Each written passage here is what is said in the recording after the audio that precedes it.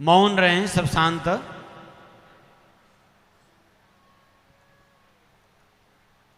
आइए इस साधना की रहस्य को हम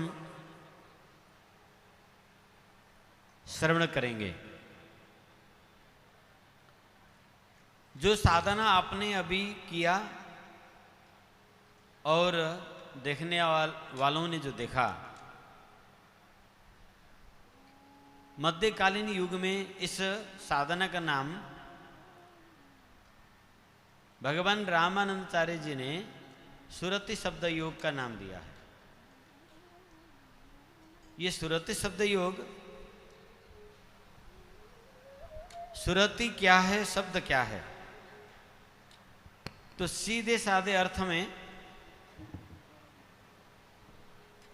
आप सुरति को तात्पर्य आत्मा से उत्पन्न होने वाली ध्वनि शब्द से इस प्रकार से जानेंगे।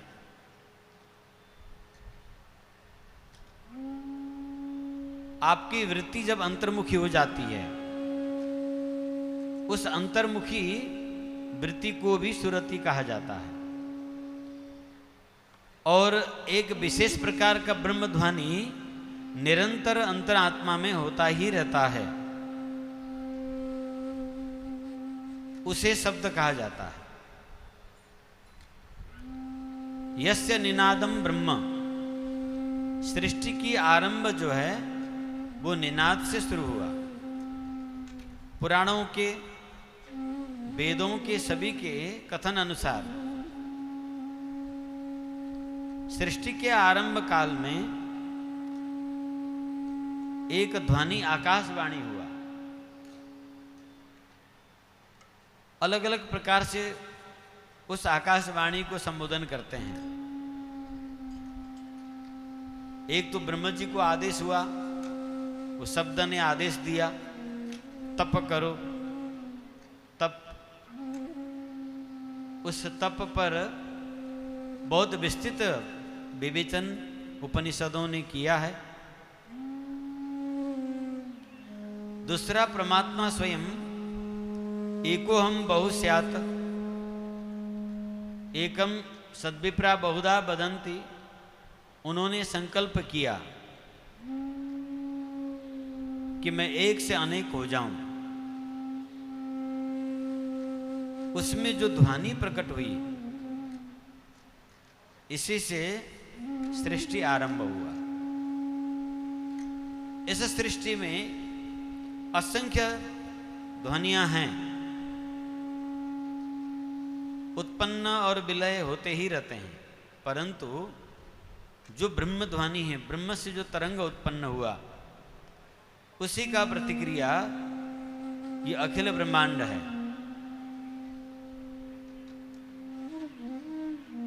ये सदा नित्य अखंड रहता है, वह ब्रह्म ध्वनि कभी समाप्त नहीं होता है।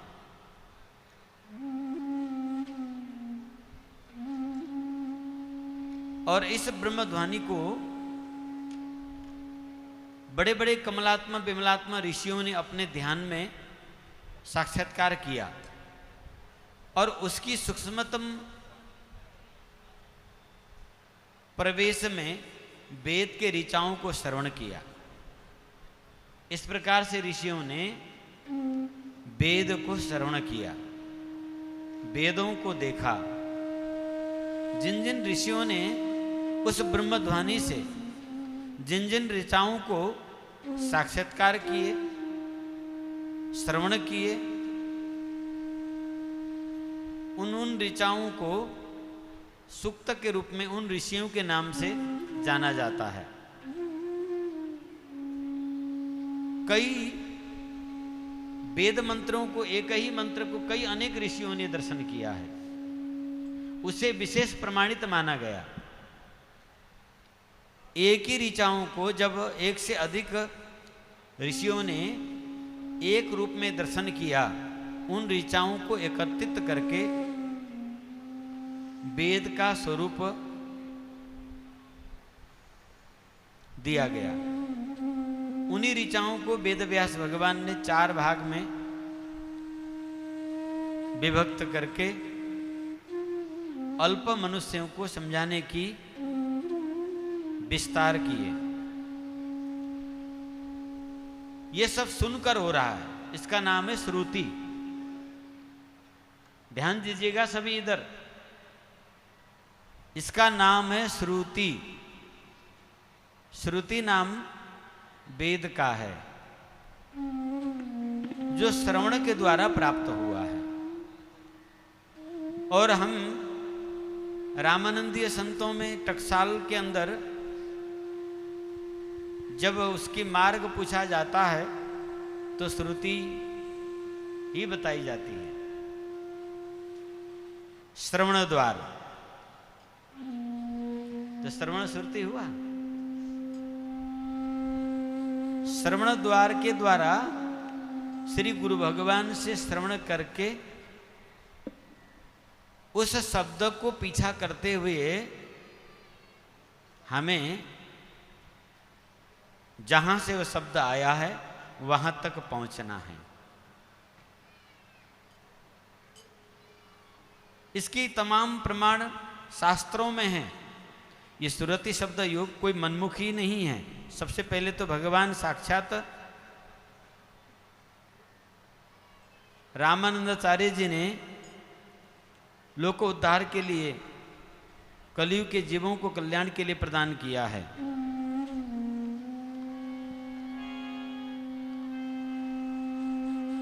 वेद के कई ऋचाओं में इसका प्रमाण मिलता है।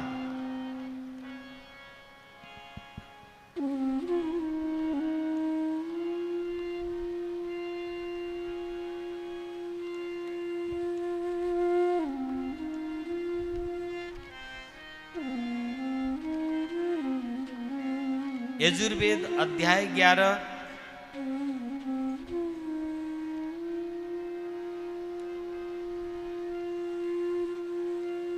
मंडल 3 सामवेद आदि इन वेदों में इसकी ऋचाएं हैं। उपनिषदों में बहुत गाया गया है। नाद बिंदु उपनिषद, योग सिखो उपनिषद, योगो उपनिषद, योग कुंडल्यो उपनिषद, ओमकारो उपनिषद, इन सब उपनिषद में इस विद्या की भूरी भूरी प्रशंसा की गई। बारंबार इससे गाया गया। और उपनिषदकारों ने कहा कि ये जो मन है बड़ा दुष्कर है, भयंकर शक्तिशाली है। अर्जुन ने भी भगवान से यही निवेदन किया, प्रभु आप जिस मन को भस्म करके जिस योग को करने को कह रहे हैं, ये तो मुझे बड़ा दुष्कर प्रतीत हो रहा है। आप कहो तो गांडीव के बल में मैं 49 वायुओं को एकत्रित कर लूं, आप कहें तो मैं मदमत्त कुंजर हाथी को बस में कर लूं, उसको सूंड पकड़ के पछाड़ लूं, परंतु हे महा ऋषिकेश, ये मन मेरे ताबे में नहीं आ रहा है, मैं इससे बस में नहीं कर पा रहा हूं। कैसे योग को साधूं मैं, कैसे आपकी बताई हुई योग को मैं प्राप्त करूं? तो इसी साधना पद्धति को प्रशंसा करते हुए उपनिषद कहते हैं, अंकुशेन बिना मत्तो, बिना अंकुश के उस मदमत्त हाथी बस में नहीं होता है। अंकुशेन बिना मत्तो यथा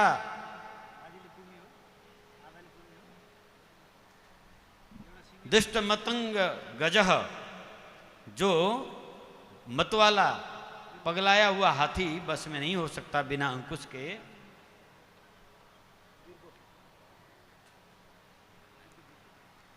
उसी प्रकार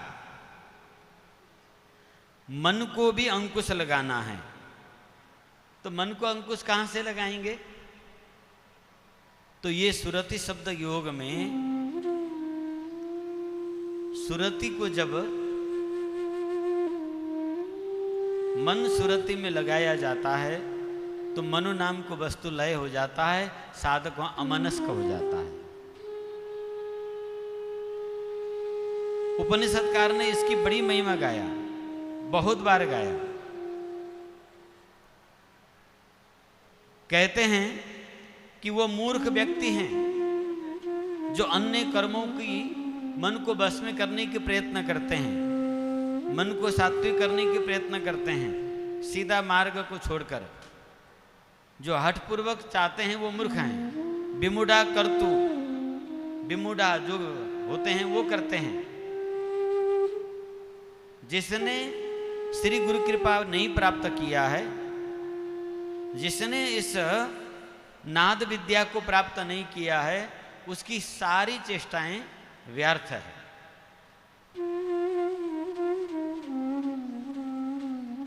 सारा रहस्य इस नाद में छुपा हुआ है। इसलिए हमने शुरू में कहा ये उद्घोष निनाद द्वारा सृष्टि होता है। परमात्मा ने संकल्प किया, वो संकल्प के जो कंपन ही ब्रह्मनाद है। उस ध्वनि की प्रतिध्वनि के प्रतिध्वनि की प्रतिबिंब ये सारा जगत है। उसी का प्रतिध्वनि का प्रतिक्रिया स्वरूप मूल प्रकृति है।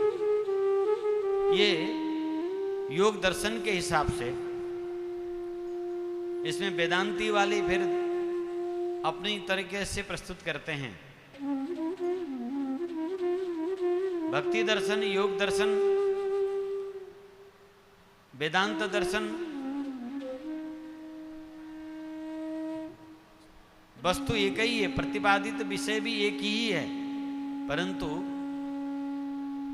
संबोधन भिन्न है। परमात्मा में जब इस प्रकार के एक क्षोभ उत्पन्न हुआ, उससे जो तरंग उठा, उस तरंग से ही उसी को मूल प्रकृति आप जाने।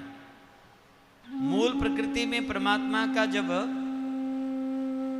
संकल्प की आघात होता है तो मूल प्रकृति महत अहंकार, अहंकार में तीनों गुण आवृत हो जाते हैं। तम अहंकार से पंच स्थूलभूत तत्व प्रकट होता है, अर्थात तम अहंकार में महत और मूल प्रकृति के साथ परमात्मा की इच्छा जब जुड़ जाता है, यानी वो ब्रह्म ध्वनि जब जुड़ जाता है, तो इससे शब्द तन्मात्रा की उत्पत्ति होती है। शब्द तन्मात्रा का स्थूल स्वरूप आकाश है, उसकी इंद्रिय कान है। एवं प्रक्रिया से एक क्रमिक रूप से जब उस तरंगित के आगे प्रतिध्वनि होता जाता है तो उससे स्थूल स्वरूप में प्रकृति का परिणत होती जाती है। इसी प्रकार से शब्द तन्मात्रा में जब महत का आघात होता है तब यहां स्पर्श तन्मात्रा वायु और वायु का इंद्रिय शरीर चर्म उत्पन्न होता है।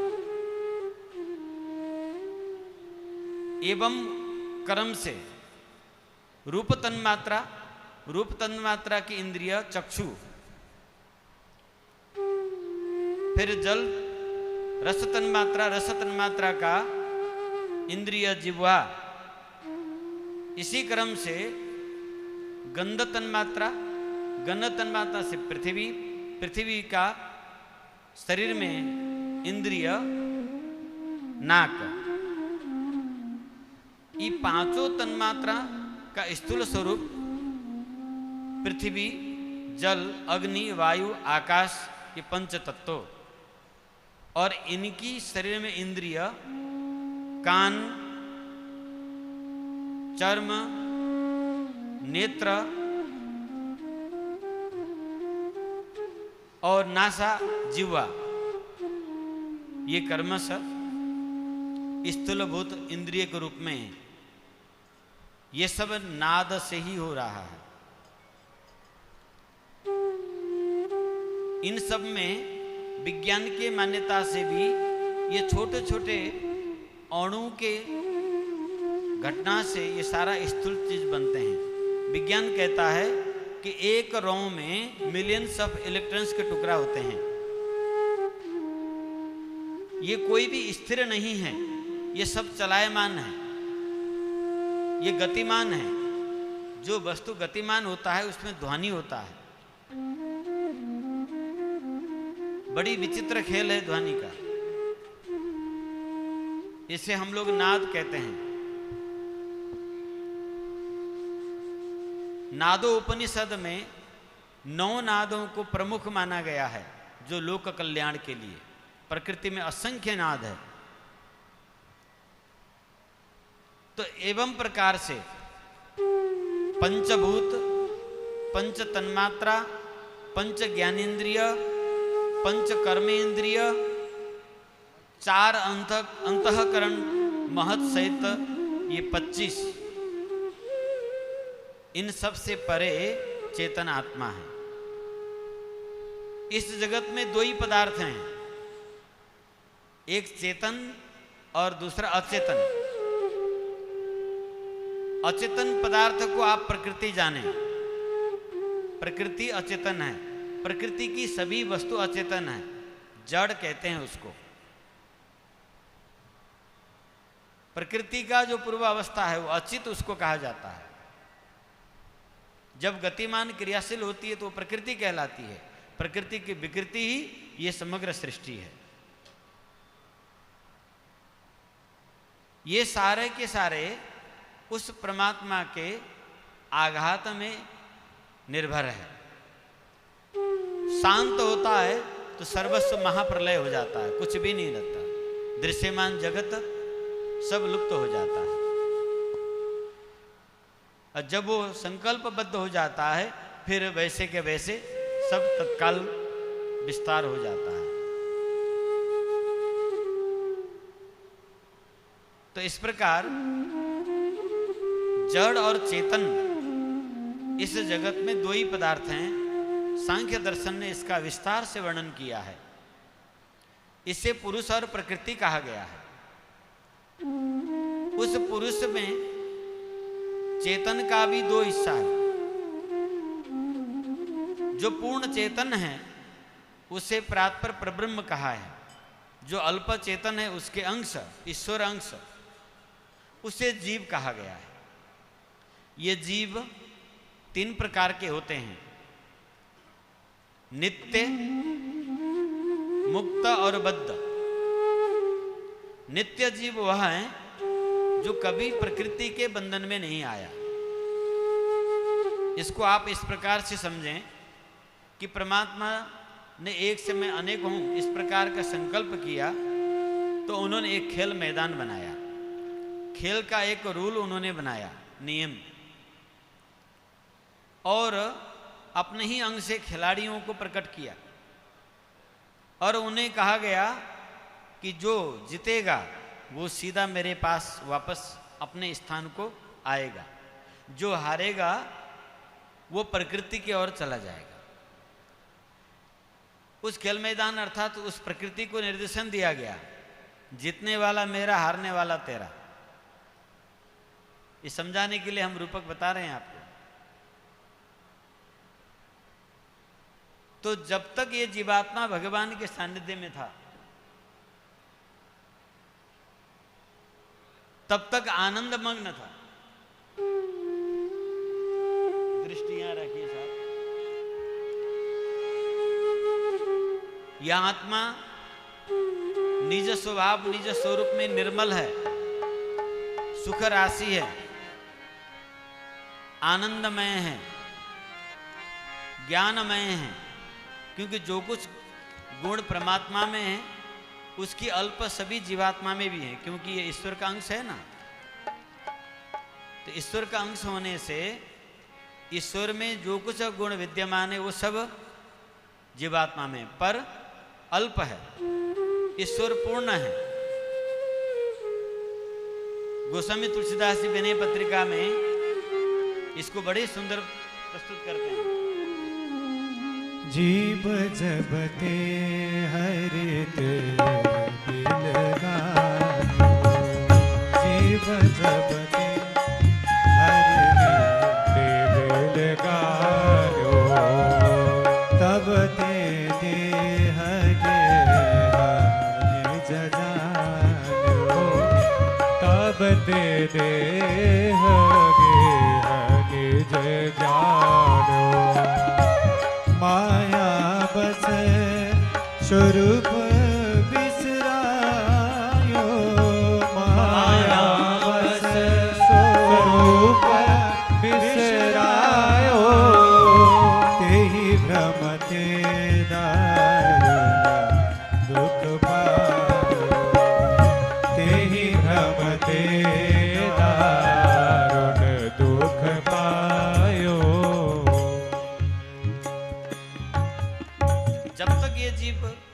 परमात्मा के अधीनस्थ था, जब तक इसमें कर्तृत्व अभिमान नहीं था, तब तक ये आनंदमय था। ये सुख राशि हमारी जो वास्तविक स्वरूप है, यहाँ समझने का विषय है कि हमारी जो स्वरूप है वो कैसा है? आनंदमय है, ज्ञानमय है, सहज सुखमय है, निर्मल है। यह आपका स्वभाव है। यहीं प्रकृति का स्वभाव कैसा है? अभाव से युक्त है। हर वस्तु दिखाई देता है, फिर परिवर्तन हो जाता है। हर वस्तु परिवर्तनशील है, विकृति से युक्त है। प्रकृति का धर्म ही विकृति है, परंतु चेतन आत्मा, उसका स्वभाव विकृति नहीं है। परंतु हुआ क्या कि जब खेल मैदान में जीवात्मा उतरा, और जैसे ही उतरा, उतरते वो आनंद की जो मग्नता में था वो अभाव में आ गया। जैसे कोई व्यक्ति नदी के किनारे बैठ के बड़ा आनंद ले रहा हो और अचानक वो फिसल जाए और पानी में डूब जाए, उस समय वो विकल हो जाता है। तैरना नहीं आता हो या तीव्र धार हो, तो उस व्यक्ति विकलता के कारण बाहर निकलने के लिए वो हाथ पैर छोड़ देता, शांति से बैठता, या तैरने की तरीका पहले से वो जान जाता, तो वो आनंद लेता उस पानी में भी। उस तालाब की, पानी की विपत्ति में वो नहीं पड़ता, पर वो घबरा जाता है, क्योंकि इधर आनंद में था, एकाएक उस आनंद में खलल पहुंच गया। वो पानी में डूब जाने से उसे वो आनंद छूटने का भय उत्पन्न हुआ। उस भय से वो विकल हो गया। विकल हो जाने से उसे अपनी स्वरूप विस्मृत हो गई। अब सिखा के भेजा था ठाकुर जी ने कि तुम यहां खेल के आओ। ठाकुर जी दर्शक बन के साथ में बैठे हैं, वो साथ ही हैं, वो दर्शक रूप से हैं। खेल मैदान में उतरा जीव, ठीक वही दशा हो गई जैसे कोई सुखपूर्वक किनारे में आनंद से बैठा हुआ व्यक्ति पानी में अचानक गिर जाए तो जिस प्रकार से विकल हो जाता है, क्योंकि आनंद के लहर टूट जाने से वो विकल हो गया। अब वापस किनारे में आ जाता तो उसे वह आनंद, वह सुख जैसे का तैसे ही प्राप्त हो जाता। वो बाहर नहीं आ पाया। वो अथाह पानी में ही वह आनंद खोजने के लिए छटपटाने लगा। ज्यों-ज्यों वो छटपटाता गया, त्यों-त्यों वो गहरे पानी में डूबता गया।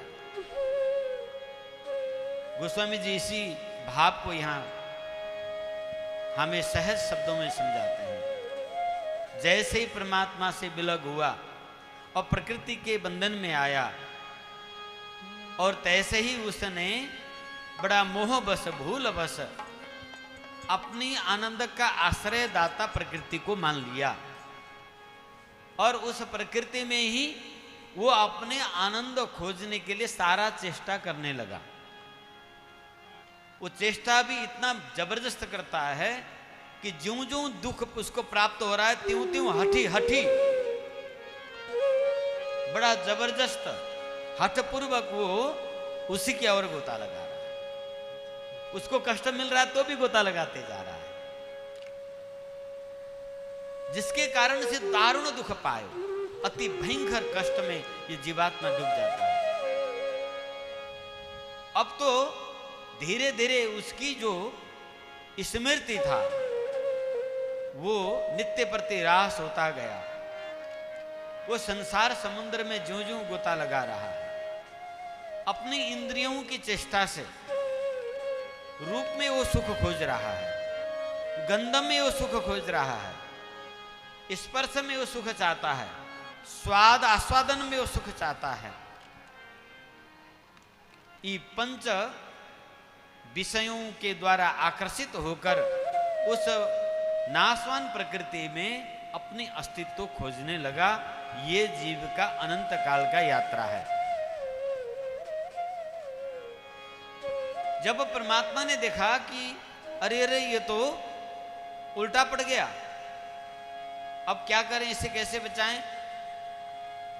तो भगवान ने उस अथाह समुद्र के भव समुद्र में डूबा हुआ जीव को खींचने के लिए जाल बनाया। बंसी, जैसे मछली पकड़ने वाले बंसी लेते हैं, उसको तैयार किया। अर्थात भगवान ने जीव को कैसे भगवत स्वरूप को प्राप्त की जाती है उसके लिए वेद का विधि लागू किया। स्वयं भगवान गुरु रूप से अवतार लेकर और खुद भी उस भव सागर के भीतर प्रवेश करके जीवों को यह समझाया कि हे जीवात्मा, तू आनंद सिंधु है, तू सुख राशि है, तेरा जो स्वभाव है वो सुखमय है, तुम खुद को भूल गए हो। इसमें संत लोग एक आख्यान सुनाते हैं कि एक भेड़ बकरी वाला भेड़ बकरी लेके जा रहा था, तो एक सिंह का भटका हुआ बच्चा उसको मिल गया। पहले तो खुद भी डरा, बाद में पता चला कि ये अकेला है, भटका हुआ है, तो छोटा सा तो था ही, और वो कुत्ता रखता ही था भेड़ बकरी के लिए। उसने सोचा कि उसी के भांति इसको मैं अपने पास रखूंगा तो ये हमारे ही स्वभाव वाला हो जाए कल के, और कुत्ते से बढ़िया काम आ जाए, तो रख लिया। धीरे धीरे सिंह का बच्चा बड़ा होता गया, भेड़ों के साथ में जैसे जैसे भेड़ करते हैं वैसे वैसे जो जो भेड़ खाता है वही खाते हुए बड़ा हुआ, और वो खुद को भेड़ मानकर भेड़ों के साथ रहने लगा, बकरों के साथ। एक दिन दूसरे जंगल के सिंह शिकार करते हुए उस भेड़ों के नजदीक पहुंचा, तो जैसे ही शिकार करने के लिए अपने मन चाहे शिकार को खोज रहा था, तब तक मध्य में एक बड़ा बलिष्ठ गजब का सिंह देखा, जो अपने से भी ज्यादा हृष्ट पुष्ट है। तो सिंह ने सोचा, अरे ये तो दूसरे के राज्य में हम आ गए, अब सीधा तो झपट नहीं सकते, चलो चोरी करते हैं। उस जंगली सिंह ने भेड़ सिंह को जो है नजर में रखना शुरू किया, उसकी एक्टिविटी को देखने लगा, तो बड़ा अटपटा सा लगा उसको कि कहीं ये सिंह जो है ट्रैक आउट तो नहीं है, कहीं इसकी एक्टिविटी तो सिंह के जैसा ही नहीं, देखने में सिंह है, कहीं मेरे आंखों में कोई कमी तो नहीं आई। वो आंख मिच मिच के उसको देखता है, नहीं ये तो सिंह ही है, पर इसकी एक्टिविटी जो है सिंह के जैसा नहीं है। कुछ देर ताड़ने पर वो निष्कर्ष में पहुंच गया कि ये भटका हुआ सिंह है,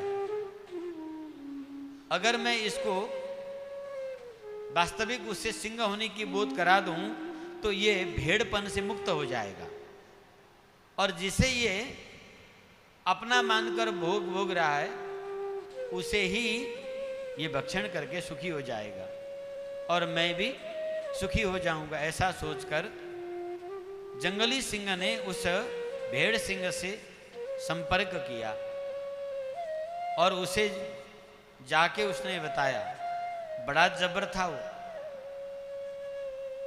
जंगली सिंह ने आके पूछा, भाई तुम कौन हो? वो कहता, मैं भेड़ हूं। अनेक प्रकार से उन्होंने प्रबोधित किया, पर वो मानने को तैयार नहीं। वो कहता, मैं भेड़ी हूं, मैं इन भेड़ों के बीच में पला बड़ा, सब कुछ मेरा भरण पोषण यहीं से हुआ, यही मेरे माई बाप हैं, यही मेरा आहार है। पर जंगली सिंह भी कोई कम नहीं था, उसको उद्धार करने के उसने निश्चय कर लिया था, और उसके पीछे लगा रहा, अनेक उपमा देते और प्रतिबिंब अपना भिड़ाया, हर एक प्रकार से उसे प्रत्यक्ष प्रमाण, आप्त प्रमाण, शास्त्र प्रमाण, अनुमान प्रमाण, इन सब प्रमाणों से उसे ये बोध कराया कि मैं भेड़ नहीं हूं, मैं सिंह हूं। तो जैसे ही उसे सिंहपन का बोध हुआ, वैसे ही वो बकरी वाले के, उस भेड़ वाले के चुंगल से मुक्त हो गया। उसे फिर उसकी पिंजड़े में बंद होकर नहीं रहना पड़ा और बड़ी मस्ती से उस अपने जंगली सिंह के साथ दोस्ती करके बड़े आनंद के साथ विचरण करने लगा, भेड़ वालों की पिंजड़े से मुक्त हो गया। इसी प्रकार परमात्मा जो हैं, वो जंगली सिंह कौन है? वो परमात्मा है। और भेड़ों के बीच के भेड़ सिंह कौन है? आप हम सब जितने भी बद्ध जीव हैं, हम सब भेड़ सिंह हैं। इस माया के पिंजड़े में हम लोग बंधे हुए हैं और सुख और दुख, हानि लाभ, जस अपजस के पिंजड़े में हम लोग पड़े हुए हैं। उससे उद्धार के लिए दिन रात हम रोते हैं। कोई कहीं संत सदगुरु भी मिलते हैं तो हम उनके पास रोने के लिए पहुंचते हैं, महाराज मेरे कमर में दर्द है, ठीक कर दो, महाराज मेरी बेटी की, महाराज मेरे बेटा की, महाराज मेरे फलाने की, महाराज मेरा ऐसा, महाराज मेरे वैसा। या भगवान को भी हम मानते हैं तो इसी के लिए धूप दीप करते हैं, भंडारा लगाते हैं, तीर्थों में जाते हैं कि मेरा कुछ काम बन जाए। कब तक बनाते रहेंगे आप काम? कितने काम बनाएंगे? क्योंकि ये सब तो भ्रम है, ये सब तो अनित्य है। इस दुख से कैसे मुक्ति मिलेगा? एक बार कोई संत कृपा कर दे, एक दुख से तो आपका निवृत्ति मिलेगा कुछ देर के लिए, फिर थोड़ी देर में वो जैसे के तैसे ही मिलेगा आपको। तो इसे मुक्त होने के लिए भगवान ने शास्त्रोक्त कर्म की विधि का विधान किया। ये वैदिक विधान है। वैदिक विधान जो है वो विज्ञानमय है। हमारे वैदिक जीवन पद्धति में दिनचर्या, भोजनचर्या आदि समस्त आचरणों को विधान किया गया। ब्रह्म मुहूर्त में उठना, उषापान करना, पृथ्वी से क्षमा याचना करना और संकल्प करना। स्वस्ति न इंद्रो वृदस्रवाः स्वस्ति न पूषा विश्ववेदाः स्वस्ति नस्तार्क्ष्यो अरिष्ठनेमिः स्वस्ति नो बृहस्पतिर्दधातु। सबसे पहले हमारे ऋषियों ने हमें ऐसा पद्धति सिखाया कि प्रातःकाल उठकर आपको क्या क्या करना है, क्या क्या नहीं करना है, ये संकल्प करना है।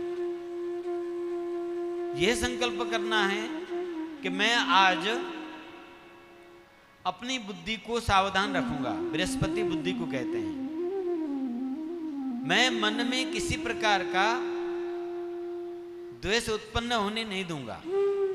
यज्जाग्रतो दूरमुदैति दैवम तदुसुप्तस्य तथैवैति दूरंगमं ज्योतिखान ज्योतिरेकन तन्मे मनः शिव संकल्पमस्तु। हे मनुष्य, तुम अपने मन को शिव संकल्पमय बनाओ। मैं शिव संकल्पमय बनूंगा। मैं शिव संकल्प से युक्त रहूंगा। ये हमें संकल्प प्रातः काल में करना है। उठते बैठते, खाते पीते, चलते सोते, जागते, बोलते, कार्य करते, किसी भी अवस्था में मन में विकृति आने न पावे, मन में संसारिक वृत्ति ना आए, कुभाव ना आए, उसके लिए हमें संकल्प करना है। और इसीलिए परमात्मा से प्रार्थना भी ये करना है कि हे प्रभु, इस तन में विराजमान मेरा मन विकृति से युक्त न हो। यहाँ वेद जो है आदेश, निर्देश और उपदेश, ये तीनों एक साथ करते हैं। इस प्रकार से हमारी दिनचर्या शुरू होता है और हम प्रथम शांति करते हैं, देहो शांति। अब कर्मकांड में तो क्या हो जाता है, हम लोटी में पंचपात्र में जल लेते हैं और पुष्प से कुशा से छिटा देते हैं, इसमें सीमित रह गया। वास्तव में इसका प्राय क्या है, देहो शांति। हमें ऐसा कोई कार्य नहीं करना है जिसके कारण धूलोक दूषित हो, प्रदूषण युक्त हो। पहला, वायु को, आकाश को हमें स्वच्छ रखना है। दूसरा, जल को स्वच्छ रखना है, जल को दुरुपयोग नहीं करना है। तीसरा, हमारे कारण अंतरिक्ष मंडल दूषित न हो। तीसरा, वनस्पतियों को विनाश न हो, वनस्पतय शांति। औषधीय वनस्पति को तो विशेष रक्षा करना है। औषधय, औषधि को शांति, यानी उसको रक्षा करना, उसको संवर्धन करना। इस प्रकार ले अष्ट शांति का हम संकल्प वाचन करते हैं। यानी ये जीवन शैली हमारे जो वैदिक पद्धति हमें सिखाता है। भगवान ने चेष्टा किए बिना तो ये जीव रहेगा नहीं, कुछ न कुछ तो ये करता ही रहेगा।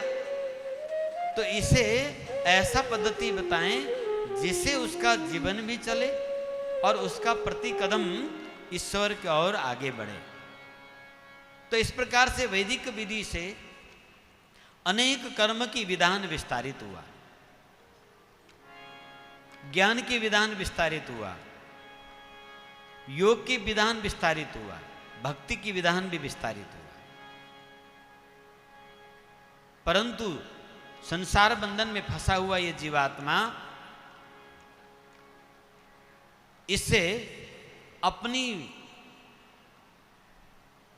वासना के चुंगल में ऐसा फंस गया कि इससे वो मुक्त होना चाहता ही नहीं।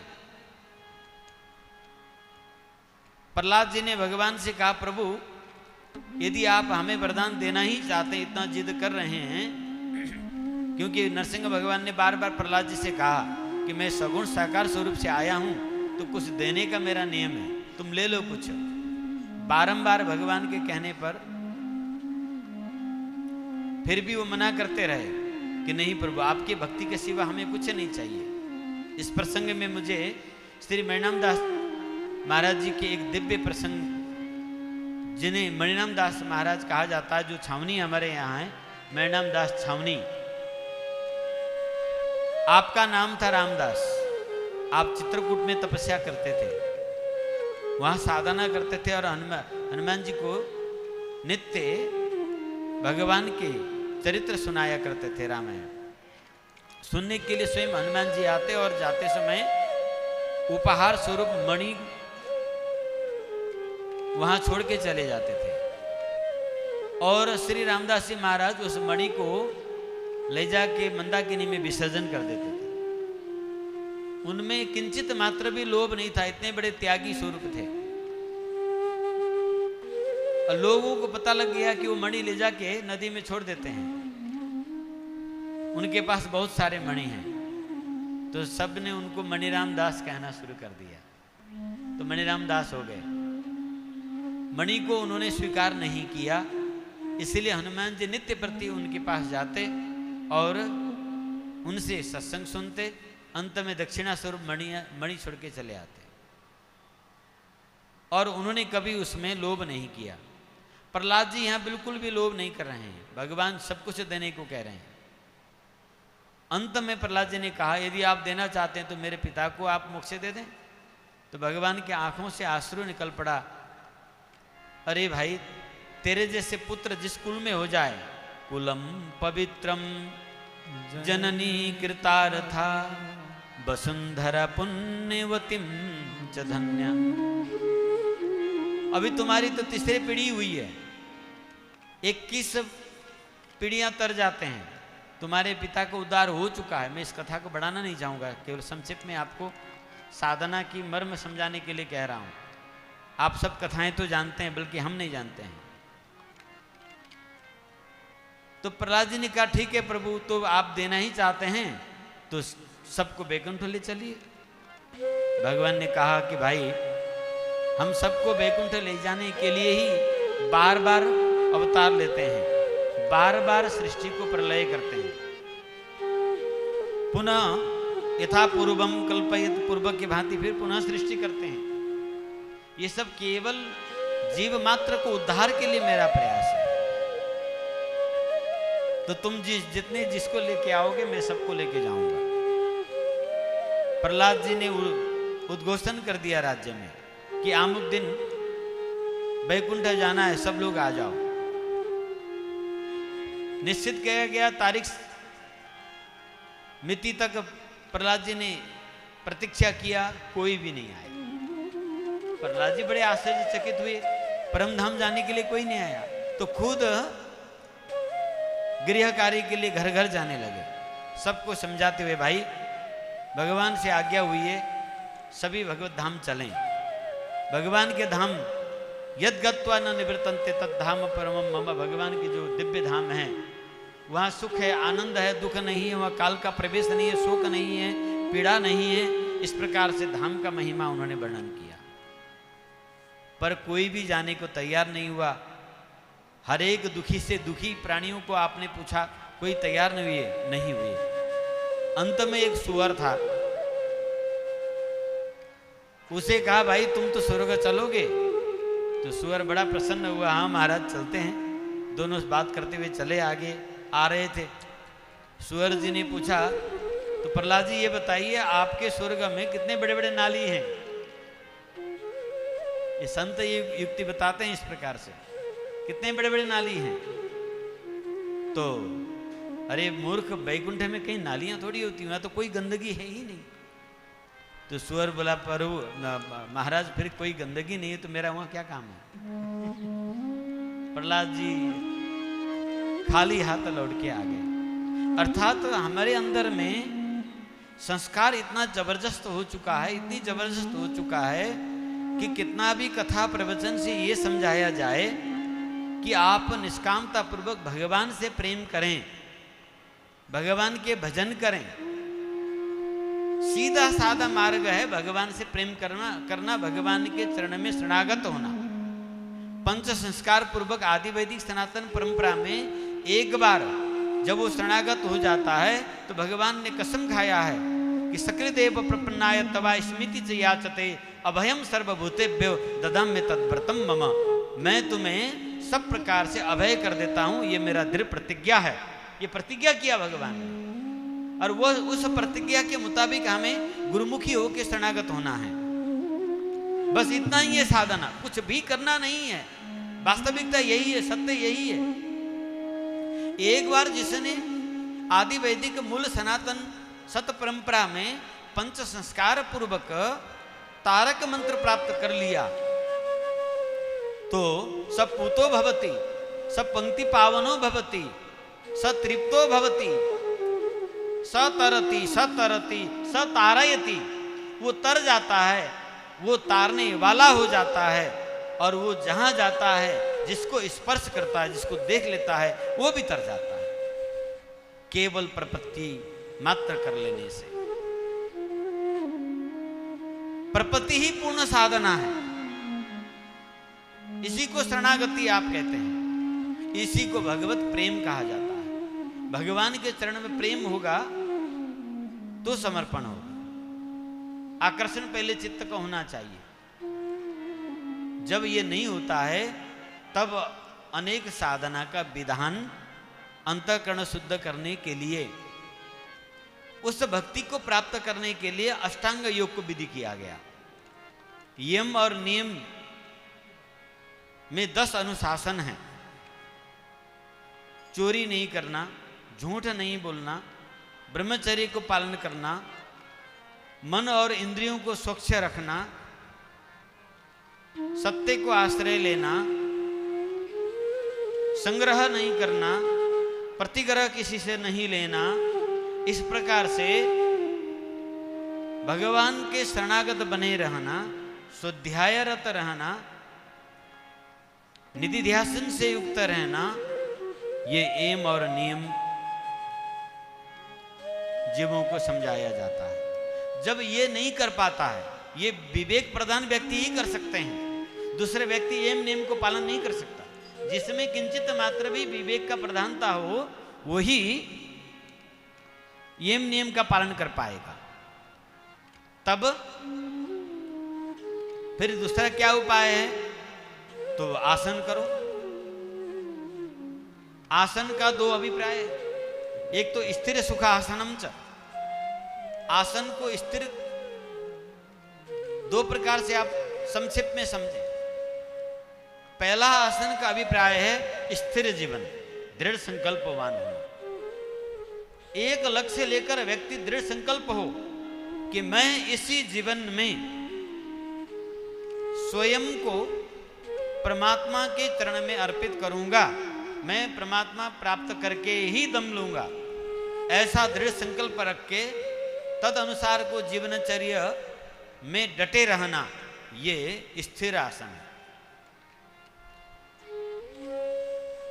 भागवत आदि शास्त्र में आसन का अभिप्राय स्थिरता ही है, संकल्प का स्थिरता, कर्म का स्थिरता। और संकल्प क्या होना है कि मैं जीवन मुक्त होकर ही रहूंगा, इस जन्म को अपने हाथों से व्यर्थ नहीं गमाऊंगा।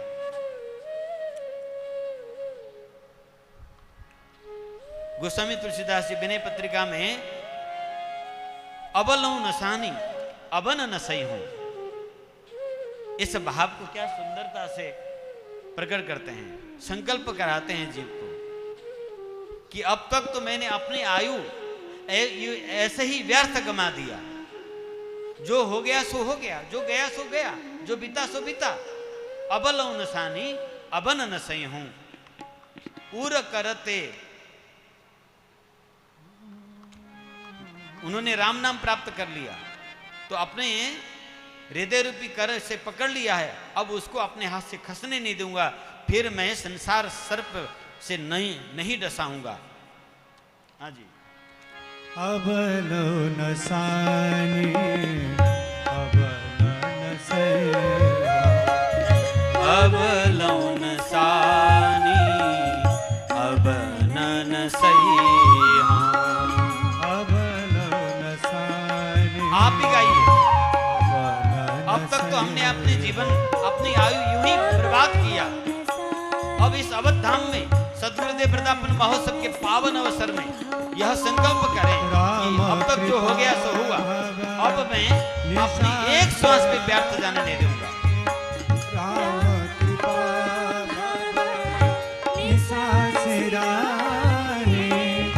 जागे फिर न डसे हो, अबलो नसानी अबन नसई हो, अबलो नसानी अबन नसई हो।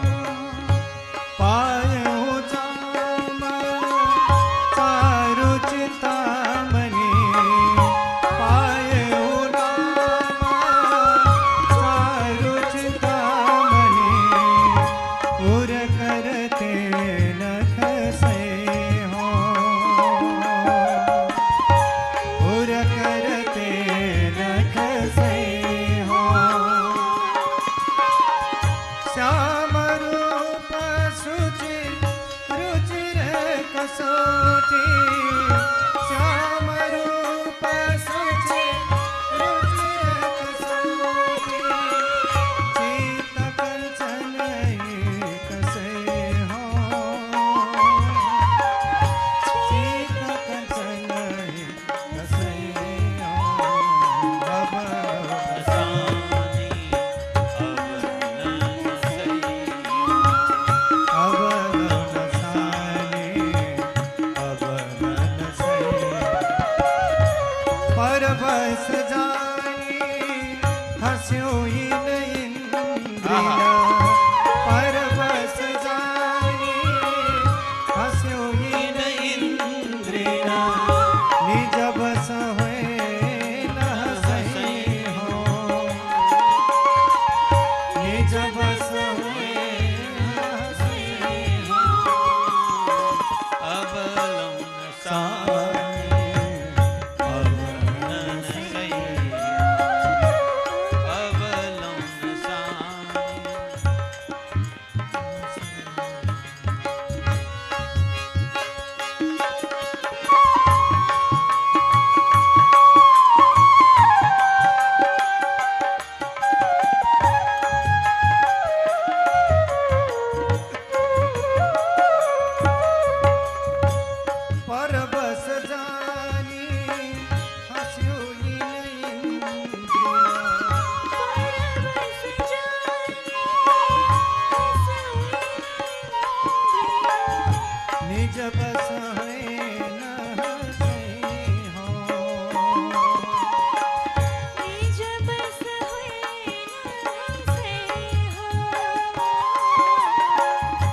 मन मधुकर पन गई तुलसी मन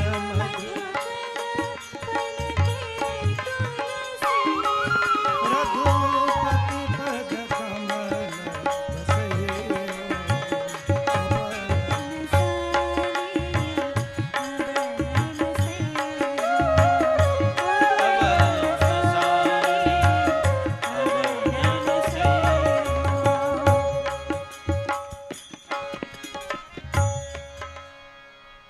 तो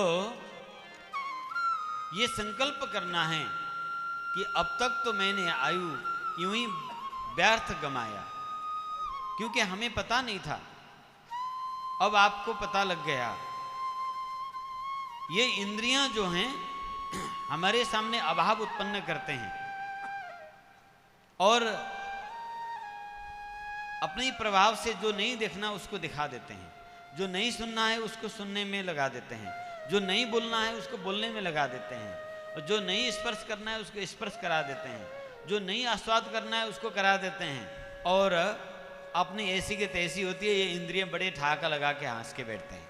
पहले तो आपको देखने के लिए उकसाते हैं और देखने के बाद जब सामने वाला देखने वाली आंख फोड़ने के लिए सामने आ जाता है तो वो इंद्रियां बड़ी जोर से ठहाका लगा के हंस के बैठ जाते हैं। जीभ के चटोरे लोग हसर फसर खा लेते हैं, खाते जाते हैं।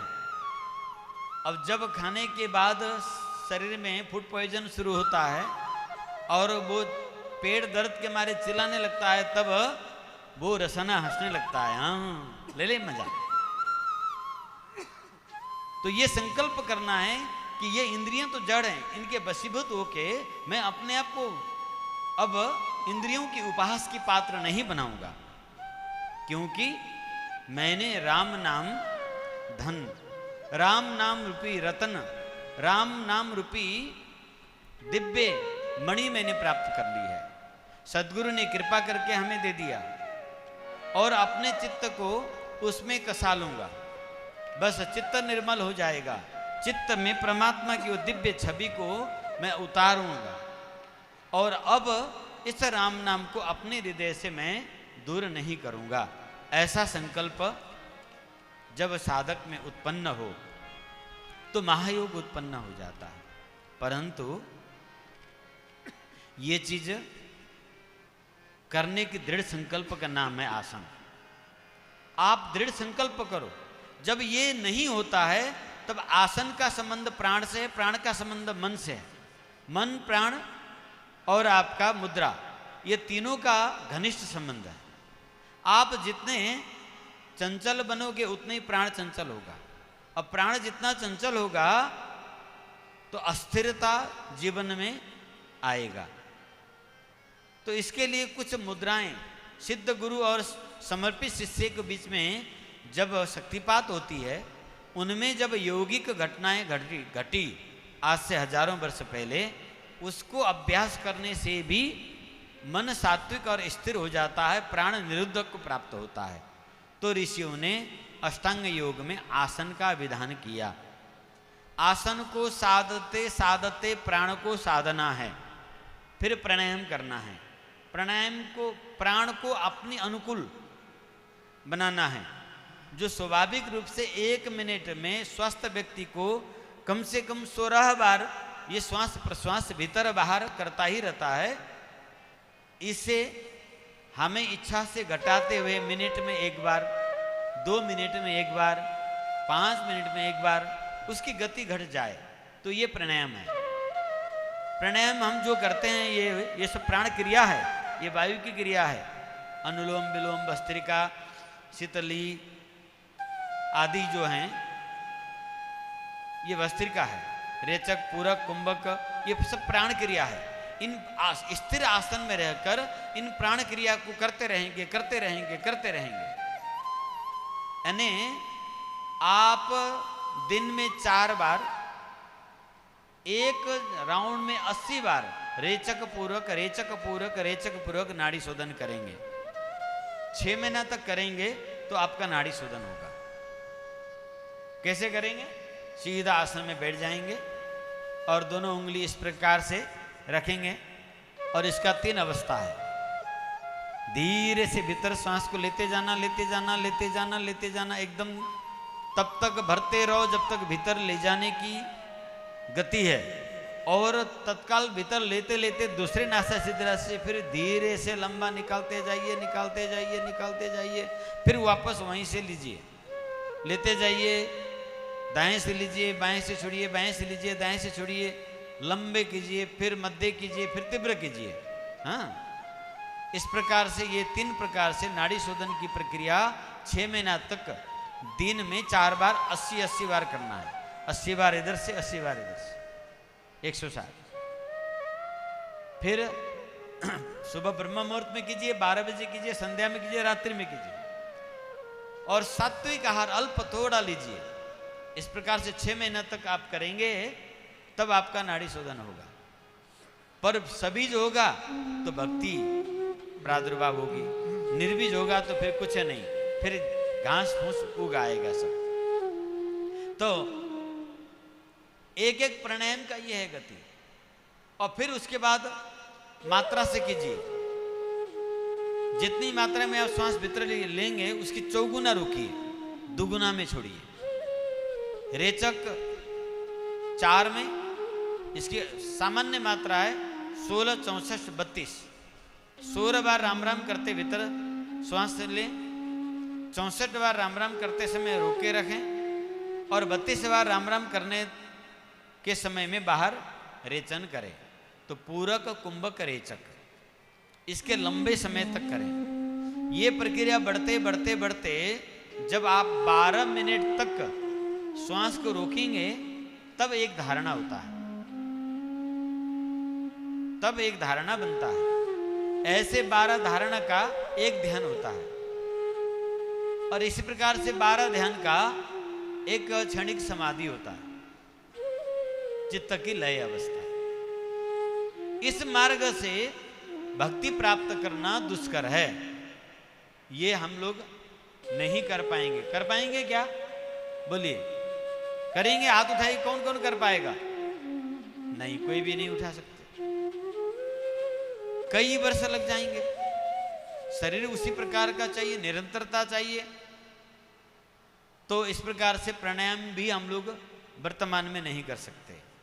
तो प्रत्याहार तो कर सकते हैं मन में आयु कचड़ाओं को, जैसे झाड़ू से घर में बार बार हम झाड़ू लगाते हैं, ऐसे ही मन के कचड़ा को साफ करने का नाम है प्रत्याहार। जो विपरीत भावना उठे, विषय भावना को विपरीत भावना करना है, तो ये भी नहीं हो सकता है, क्योंकि अभी 1 मिनट में गुस्सा आ जाता है, थोड़ी देर तो हम कंट्रोल करने को कह रहे हैं, और गुस्सा आने के बाद और द्विगुना चौगुना हो जाता है, अब शब्द निकलने शुरू हो जाता है, या फिर हम कुछ न कुछ क्रोध की अभिव्यक्ति में लग जाते हैं।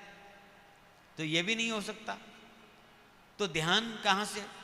धारणा हो ही नहीं सकता। फिर तो मन में राम जी को रखे रहो, मन में नाम जपते रहो। हाँ जी, हम तो मन में नाम जपते रहते हैं। नाम जपते हैं या काम जपते हैं वो तो आप ही जानिए, पर शब्द में तो बड़े मिठास से कहते हैं, मैं तो हर समय बस सुमिरन करता ही रहता हूं। तो ये धारणा हुई। जब प्रत्याहार ही नहीं होगा तो धारणा कहां से होगा? जब धारणा होगा ही नहीं तो ध्यान संभव नहीं है। ध्यान नहीं होगा तो समाधि हो ही नहीं सकती। समाधि नहीं होगा तो समाहित चित्त नहीं होगा। समाहित चित्त में ही, निर्मल चित्त में ही भगवान की भक्ति प्राप्त होता है, अखंड नाम स्मरण होता है। तो ये अष्टांग मार्ग के हिसाब से भी हमें सतत अखंड भगवत स्मृति नहीं हो सकता। तो पुरस्करण करके करें। पुरस्करण का भी विधि है। श्री राम मंत्र में 6 अक्षर हैं, उसको आप 13 करोड़ जाप कीजिए। जितनी अक्षर हैं उसके 2-2 गुना 2-2 करोड़ जाप करें, और दशांश 1 करोड़ करके 13 करोड़ की जाप कर दें। 13 करोड़ की जाप करने के लिए आपको 1 आयु पूरा लग जाएगा। पर जाप कहाँ हो पाता है? हम तो माला लेके जाप कैसे करते हैं? 2 प्रकार से करते हैं। एक तो माला लेंगे और मोबाइल हाथ में, पहले रिमोट हाथ में होता था, मोबाइल हाथ में, माला ऐसे चला रहे हैं, मोबाइल हाथ में चल रहा है, घर के कामकाज 10 प्रकार के हैं और हम उधर चिल्ला रहे हैं, उधर चिल्ला रहे हैं। एक तो यह है, दूसरा माला ले रहे हैं हम और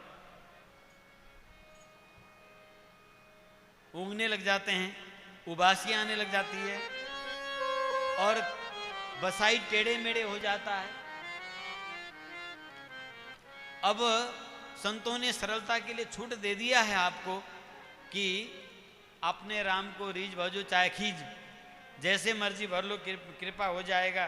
संतों ने आपको सुविधा तो दे दी, परंतु मेरे प्यारे इतनी सहज नहीं है और ऐसा नहीं हो सकता, क्योंकि वो हाथ का आदत बन जाता है, दाना तो खींचता रहेगा, मन कहीं और फिरने लगता है। इसीलिए कबीरदास जी ने बड़ी जोर से फटकार लगाया कि माला फिरे तो जुग गया, गया न मन का फेर, कर का छोड़ रे, मन का फेर। तो मन की मन का घूमनी चाहिए, कर के मन का घूम के तो फिर वही विषयाकार वृत्ति, ये भी नहीं हो सकता। तो फिर उपाय क्या है? बोले यज्ञ करो, बड़े बड़े 108 कुंड से लेकर 1000 कुंड, 2000 कुंड, अब तो 5000 कुंड के भी करने लग गए। कहीं लकड़ी पहुंच रही है, नहीं पहुंच रही, कहीं चरु है नहीं है, बस हो रहा है यज्ञ। विधि कहाँ है, विधान कहाँ है? और कोई भगत उधर इधर मुंह कर रहा है, कोई इधर मुंह कर रहा है, कोई वेदी खाली है और 1000 कुंड यज्ञ संपन्न हो गया। तो यज्ञ से भी होगा क्या? पुण्य मिलेगा। पुण्य से क्या होगा? क्षणिक भौतिक सुख मिलेगा, पर सतत हरि स्मरण नहीं हो सकता। क्योंकि भगवान से प्रेम लग जाने के बाद, हो जाने के बाद आपके अंदर में अखंड ध्रुव स्मृति उत्पन्न होगा। ध्रुव स्मृति रे भवित, अखंड ध्रुव स्मृति को ही भक्ति कहा गया है, अखंड सुमिरण को ही भक्ति कहा गया है, अनन्य प्रेम को ही भक्ति कहा गया है। कल हमने आपको बताया था, भक्ति के लिए व्यक्ति का चित्त निर्मल होना जरूरी है, योग के लिए व्यक्ति का चित्त स्थिर होना जरूरी है। चित्त स्थिर और चित्त निर्मल होगा तभी योग होगा, तभी भक्ति होगा। और चित्त निर्मल भी नहीं है और स्थिर भी नहीं है तो वहां न भक्ति हो सकता है न योग हो सकता है। तो अब तो घर में पूजा करने के लिए हम पुजारी रखते हैं, पुजारी से जिम्मा दे देते हैं।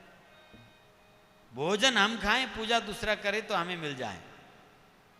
जैसे आपके भोजन स्वयं के ग्रहण किए बिना आपके शरीर को पोषण नहीं मिल सकता, उसी प्रकार भगवान की भजन स्वयं की करनी होती है।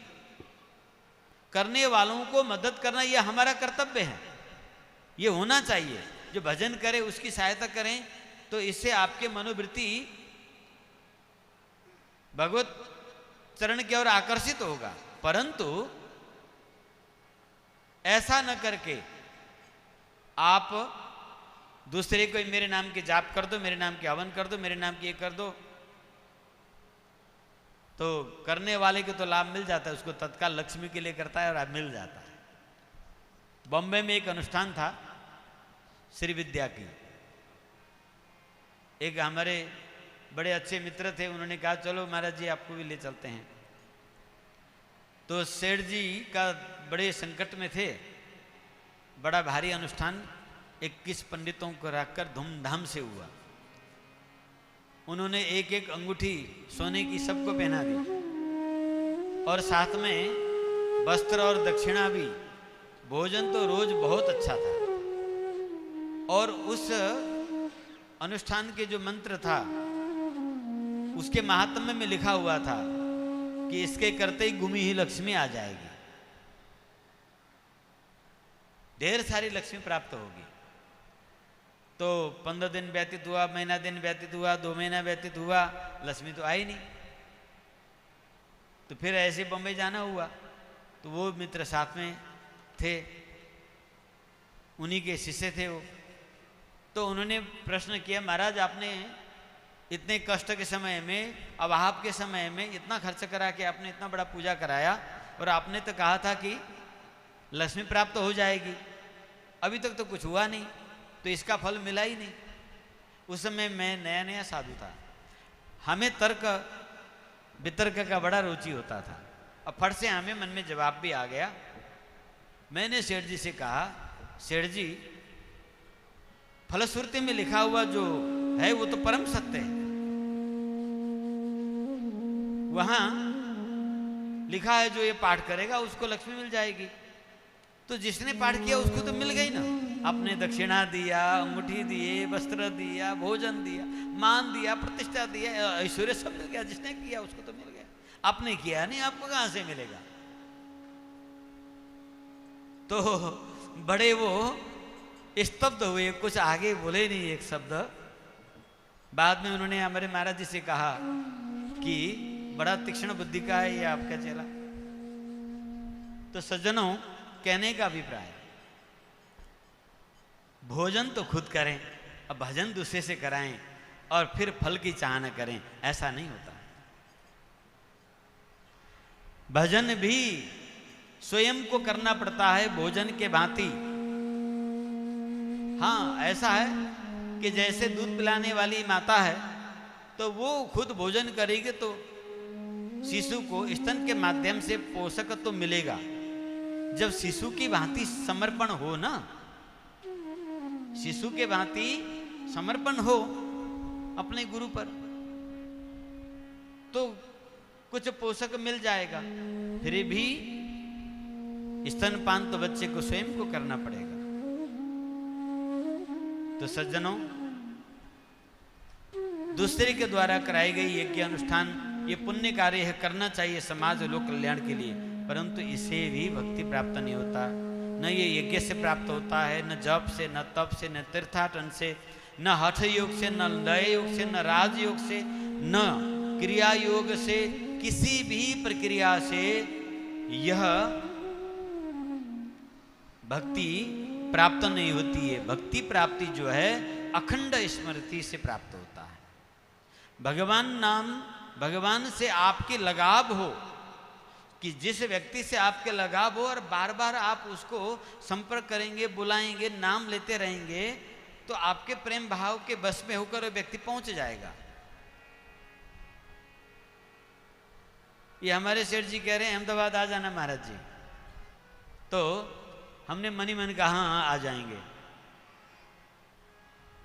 अब ऐसे आजा कहने से जाया नहीं जाएगा। जब सचमुच लगाव हो जाएगा तो जाने से कोई रोक नहीं सकता। फिर तो लगाव, जब बारंबार हम नाम जब साधन करते हैं तो अपने से कृत्रिम प्रयास करके जब हम जपेंगे तो खाते समय छूट जाएगा, बोलते समय छूट जाएगा, चलते फिरते समय छूट जाएगा। जब तक आप जप कर रहे हैं तभी आपका सुमिरन होगा।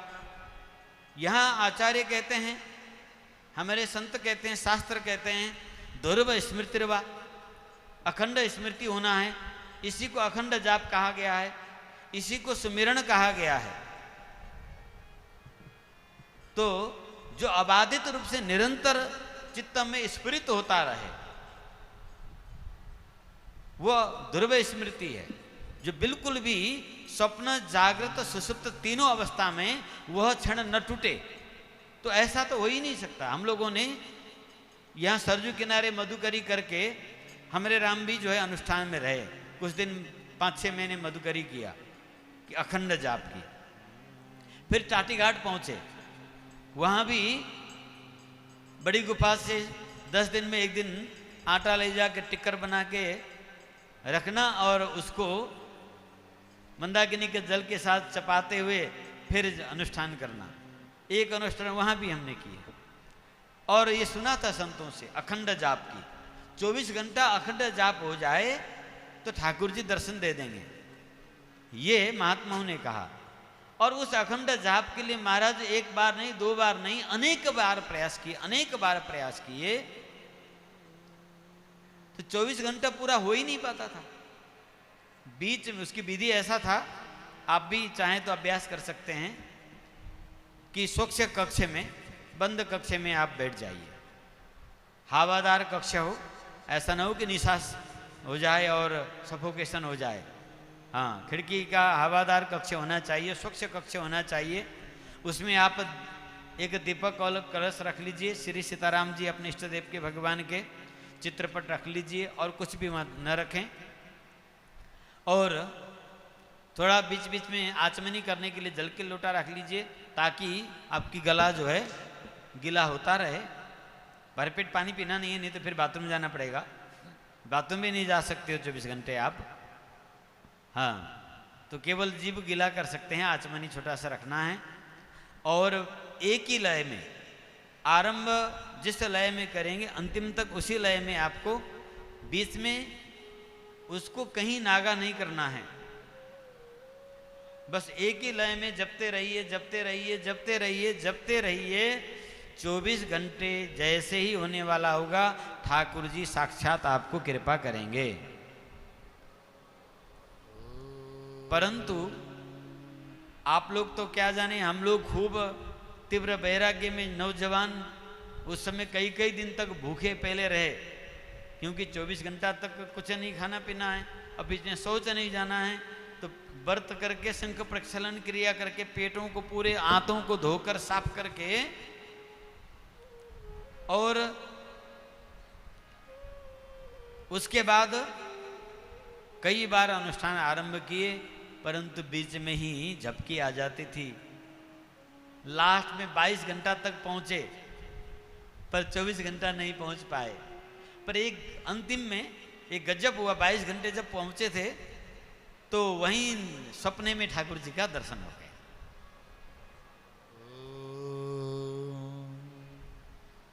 तो हो नहीं सकता है, ऐसा करके जीवन चलेगा क्या? वो भी भक्ति नहीं है। अखंड जाप होना चाहिए, यही सब संतों ने, सब शास्त्रों ने कहा। अखंड स्मरण करना, निरंतर तैल धारावत, शास्त्र में बार बार क्या कहते हैं? तैल धारावत स्मरण करना। सुरति, सुमिरन, जाप तैल धारावत होना चाहिए, अविच्छिन्न होना चाहिए। तो कोई तो विधि होगा, होता होगा, तब ना आचार्यों ने कहा ऐसा, तब ना शास्त्र ने कहा कि तैल धारावत अखंड। पर ऐसा होता नहीं है। आप लोग सब प्रयास करके देखें, अवध के इतने सारे संत महापुरुष रात दिन प्रयास कर रहे हैं। खाते समय छूट जाएगा, सोते समय छूट जाएगा, शौच करते समय छूट जाएगा, बोलते समय छूट जाएगा, अरे तो और मोबाइल चलाते समय तो पूरी तरह छूट जाएगा। हाँ, तो तैल धारावत सुमिरन कैसे हुआ? तो कोई ऐसा युक्ति होना चाहिए जिसको करने से,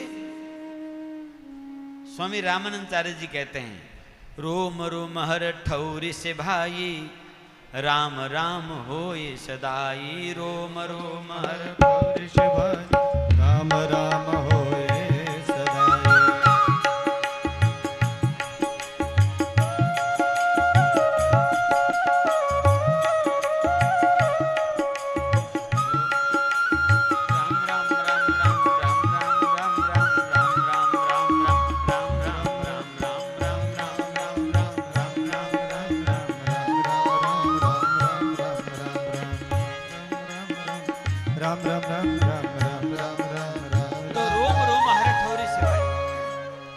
जगह जगह से राम राम होना चाहिए। और ऐसा होता है, बहुत सारे प्रमाण हैं। भक्तमाल को उठाकर देखिए, महाराष्ट्र में एक महान भक्त हुए, राका बाका, उनके स्पर्श किया हुआ जो गोहरी गोईठा था उसमें से विठल विठल नाम का उच्चारण होता था। इस कथा को तभी मैं नहीं आगे बढ़ाऊंगा, समय हो गया है। तो मेरा कहने का मतलब सज्जनों, ये जितने भी साधन समुदाय हैं सब ब्रह्म कारक।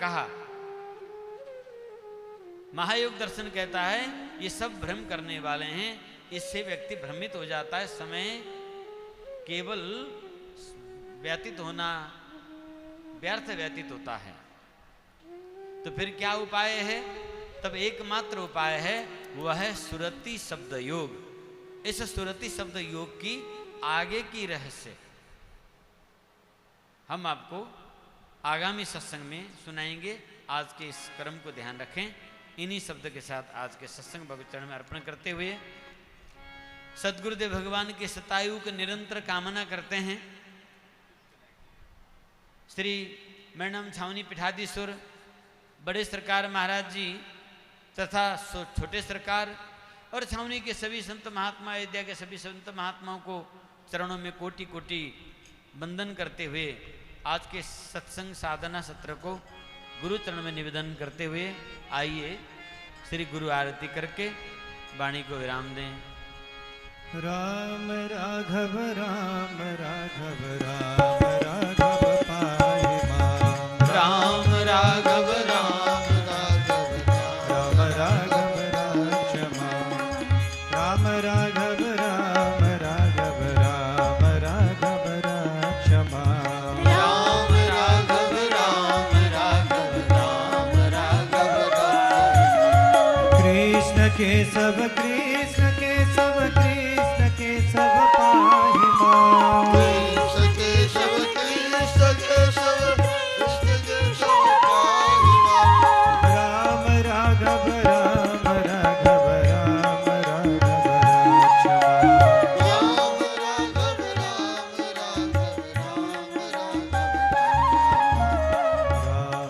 राघव राम राघव राम राघव राम राघव राम राघव राक्ष माम।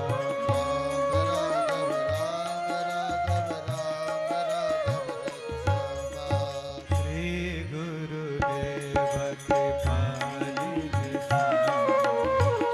शरणागत सौ प्रभु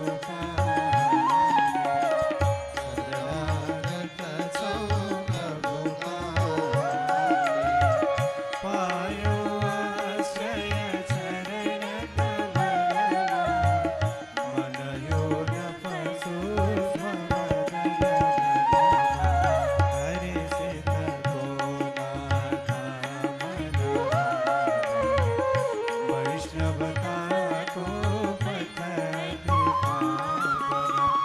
दिन भो गुरु ने आज चिनाए। कसरित रौनायो श्री गुरुदेव कृपानिधि शरणागत सौ प्रभु शरणागत सौ प्रभु मन ले हरदम विषय चितायो। कति कति जीवन से बितायो। हरि को करुणा भय छाया। मिल्यो हजूर को कृपा प्रसाद। गुरु को करुणा न भय सम्मा। भव सागर यो तरन सके। निज जन जाने दया पाओ। हरि भजन में रम पाओ। श्री गुरुदेव दयानिधि स्वामी। शरणागत सौ प्रभु शरणागत सौ प्रभु आशीष पाओ स्नेह पाओ। नित्य चरण को दर्शन पाओ। वचनामृत यो सदैव पाओ। हरि भजन में रम श्री गुरुदेव कृपानिधि शरणागत सौ प्रभु शरणागत सौ प्रभु कर्पूर गौरम करुणावतारम संसार सारं भुजगेन्द्रं सदा वसन्तं हृदयरविन्दे भवानी शरणं। त्वमेव माता च पिता त्वमेव त्वमेव बन्धु च सखा त्वमेव विद्या द्रविणं त्वमेव सर्वं मम देव त्वमेव सर्वं मम देव त्वमेव सर्वं मम देव। श्री सद्गुरुदेव भगवान